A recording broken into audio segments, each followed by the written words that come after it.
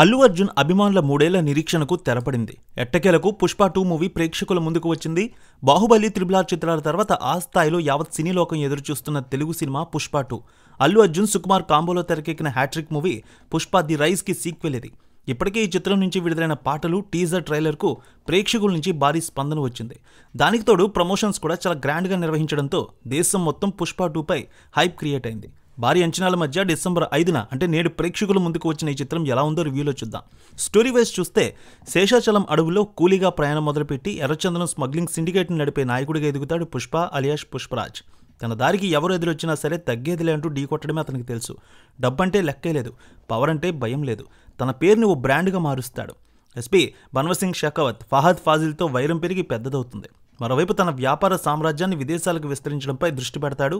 పుష్ప బయట ఫైర్ కానీ ఇంట్లో మాత్రం పెళ్ళాం శ్రీవల్లి రష్మిక మందన్న మాట జవదాటాడు. తన భర్త సీఎంతో కలిసి ఫోటో తీసుకుంటే చూసుకోవాలని ఆమె ఆశ. కోట్లకు పడగలెత్తిన పుష్ప పెళ్ళాం చెప్పింది కదా అని ఎమ్మెల్యే సిద్ధప్ప నాయుడు రావు రమేష్తో కలిసి సీఎం దగ్గరికి వెళ్తాడు. అక్కడికి వెళ్ళాక ఏం జరిగింది? షెకావత్ని ఢీకొంటూ తన వ్యాపార సామ్రాజ్యం ఎలా పెంచాడు? ఆ వ్యాపారం రాజకీయాలను ఎలా శాసించింది? కేంద్ర మంత్రి వీరప్రతాప్ రెడ్డి, జగపతి బాబుకి పుష్పకి సంబంధం ఏంటి? చివరకు వైరంగా ఎలా మారుతుంది? ప్రతాప్ రెడ్డి అంటే జగపతి బాబు, పుష్పరాజ్ మధ్య ఎందుకు గొడవ జరుగుతుంది? ప్రతాప్ రెడ్డి తమ్ముడు కొడుకు తారక్ పొన్నపు పుష్పపై ఎందుకు పగ పెంచుకుంటాడు? తనకు తప్పించి సిండికేట్ లీడర్గా ఎదిగిన పుష్పరాజ్ను అంచివేసేందుకు మంగళం సీను, దాక్షాయిని, అనసూయ వేసిన ఎత్తుగడలేంటి? చివరికి పుష్పరాజ్ అనుకున్నట్టు సిద్ధప్పను సీఎం చేశాడా లేదనేది తెలియాలంటే వెండితెరపై సినిమాని చూడాల్సిందే. ఇక సినిమా అయితే హైలైట్గా తెరకెక్కించారు సుకుమార్. ప్రతి 10 నిమిషాలకు ఒకసారి హై ఇచ్చే సీన్స్ అయితే ఉండేలా స్క్రీన్ ప్లే రాసుకున్నారు. పర్ఫెక్ట్గా దాన్ని తెరపై చూపించారు. సినిమా టేకింగ్ అయితే నెక్స్ట్ లెవెల్. పార్ట్ 1 కంటే పార్ట్ 2లో కొన్ని సీన్స్ ఎలివేషన్ అయితే అదరగొట్టేశారు. ఇక పార్ట్ 1 చూసిన ప్రతి ఒక్కరు ఎంగేజ్గా ఉండేలా చేశారు. అలాగే పార్ట్ 2 కూడా అదే విధంగా చూపించారు స్క్రీన్ ప్లేలో. స్టార్టింగ్ నుంచి హీరోకి ఎలివేషన్ ఇచ్చే ప్రయత్నం చేశారు. ఫహద్ పాత్ర సీన్ అదిరిపోయింది. ఫస్ట్ హాఫ్ అంతా షెకావత్, పుష్పరాజ్ మధ్య టామ్ అండ్ జెర్రీ గేమ్ కథనం సాగింది. ఎర్రచందనం పట్టుకునేందుకు షెకావత్ ప్రయత్నించడం, పుష్పరాజ్ అతన్ని బురిడి కొట్టించడం. సో ఫస్ట్ హాఫ్ అంతా ఇలాగే జరిగింది. ఇక ఇంటర్వెల్ ముందు వచ్చే స్విమ్మింగ్ పూల్ సీన్ అదిరిపోయింది. ఇద్దరి మధ్య జరిగే సవాళ్లు సెకండ్ హాఫ్పై ఆసక్తిని పెంచాయి. శ్రీవల్లి, పుష్పరాజ్ మధ్య వచ్చే ఫీలింగ్స్ కూడా నవ్వులు పూయిస్తాయి. ఇక సెకండ్ హాఫ్లో ఎమోషన్స్పై ఎక్కువ దృష్టి పెట్టారు. సినిమాకి జాతర ఎపిసోడ్ నిజంగా జాతరగానే ఉంది.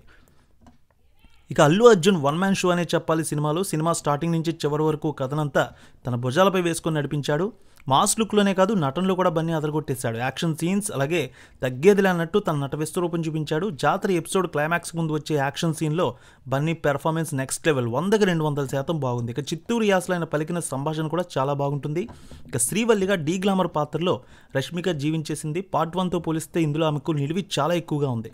జాతర ఎపిసోడ్లో కూడా ఆమె చెప్పే డైలాగ్స్ అయితే తక్కువైనా చాలా ఆకట్టుకుంటాయి. ఇక షెకావత్, ఫహద్ ఫాజిల్ తన నయన్ నటనతో మరోసారి ఆకట్టుకున్నాడు. ఇక రావు రమేష్, ఎంపీ సిద్ధప్పగా కూడా తన అనుభవాన్ని చూపించారు.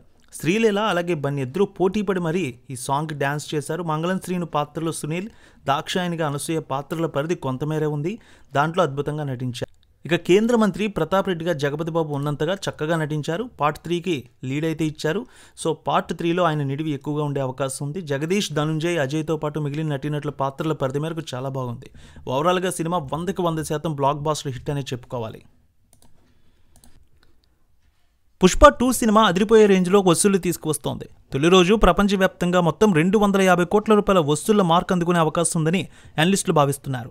తొలి రోజు 200 కోట్ల రూపాయల పైన ఇప్పటికే వసూళ్లు దాటాయి. మొత్తం 24 గంటలు పూర్తయ్యే లోపల 250 కోట్ల రూపాయల వసూళ్ల మార్క్ అందుకుంటుందని అనలిస్టులు భావిస్తున్నారు. ఇప్పటికే అనేక రికార్డులు క్రియేట్ చేస్తోంది పుష్ప 2.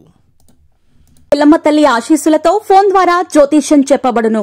గురూజీ శ్రీనివాసరాజు జ్యోతిష్యంలో అపారమైన అనుభవం ఉన్న గురువు గారు మీకు ఏ సమస్య ఉన్నా పరిష్కారం చూపుతారు. ప్రేమ, పెళ్లి, విదేశీయానం, ఆరోగ్య సమస్యలు, ఆర్థిక ఇబ్బందులు, వాస్తు, దాంపత్య సమస్యలు, కుటుంబ కలహాలు, వ్యాపార సమస్యలు ఇలా అన్నింటికీ పరిష్కారం చూపబడును.